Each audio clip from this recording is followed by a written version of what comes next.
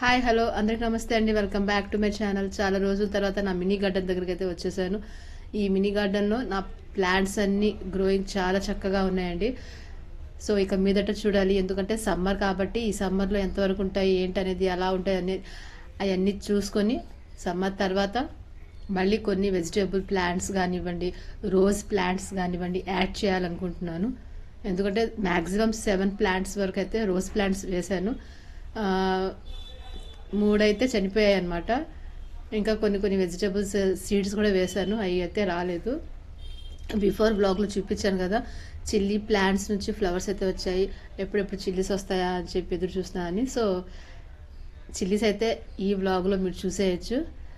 చాలా రోజులు అయిందండి, దగ్గర 5 days వరకు అయినాయి అనమాట. ఫ్రెష్గా అలాగే ఉన్నాయి, తెంపాలనిపించట్లేదు. ఇంకా టొమాటో ప్లాంట్స్ నుంచి అయితే కొమ్మలు బాగా ముదిరిపోయి ఆ టొమాటోస్ అయితే వంగిపోతున్నాయి. ఇక్కడ ఒక చిన్న ఎక్స్పీరియన్స్ మీతో షేర్ చేసుకుంటున్నానండి. డబ్బులు పెట్టి ఏదైతే కొని తీసుకొస్తున్నానో అవైతే స్టార్టింగ్లో గ్రోయింగ్ బాగుంది, దాని తర్వాత అయితే అంత కనిపించట్లేదు. పక్కింటి వాళ్ళ దగ్గర నుంచి వాళ్ళ దగ్గర నుంచి అడిగి చిన్న చిన్న కొమ్మలు తీసుకొచ్చి పెడతాను కదా, అవి స్టార్టింగ్లో అంత కనిపించకపోయినా దాని తర్వాత అయితే సూపర్గా ఉంది. అసలు ఈ కొమ్మ చూసారా, అక్క దగ్గర నుంచి తీసుకొచ్చాను అనమాట, చుక్కమల్లి.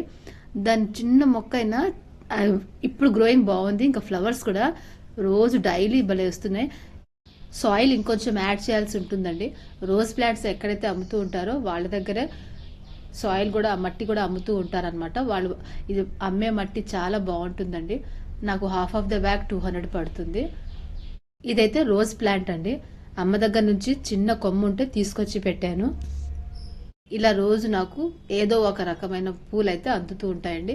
దాంతో నేను కింద షాప్లో దీపారాజన చేసుకుని పటాల దగ్గర ఒక్కొక్క పువ్వు అయినా పెట్టేసేసి దండం పెట్టేసుకుంటాను అనమాట. మా ఇంట్లో జరిగిన సత్యనారాయణ వ్రతం పార్ట్ 2 అయితే పెట్టానండి. నా ఛానల్లో వీడియోస్లోకి వెళ్ళి వ్లాగ్ మొత్తం చూసేయండి.